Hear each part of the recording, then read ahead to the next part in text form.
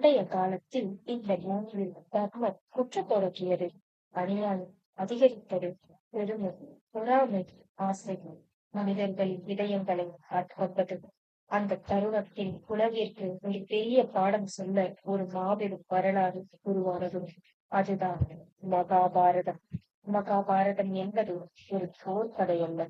அது தந்தை மகன் உறவு, சகோதர பகை, பெண்ணின் மரியாதை, தர்மம் மற்றும் ஆசை. இவை அனைத்தையும் சொல்வதற்கான ஒரு வாழ்க்கை கண்ணாடி. இந்த கதையை எழுதியவர் வேதவியாசர். இவர் பார்த்தார் ஒரு போர் வரப்போகிறது என்று.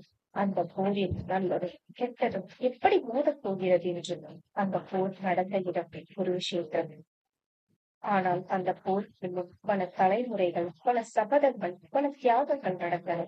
அவை அனைத்தையும் நாம் இந்த தொடரில் ஒவ்வொரு எபிசோடாக பார்க்கப் போகிறோம். அடுத்த எபிசோட் சந்தனு மன்னன் மற்றும் கங்கை தேவி.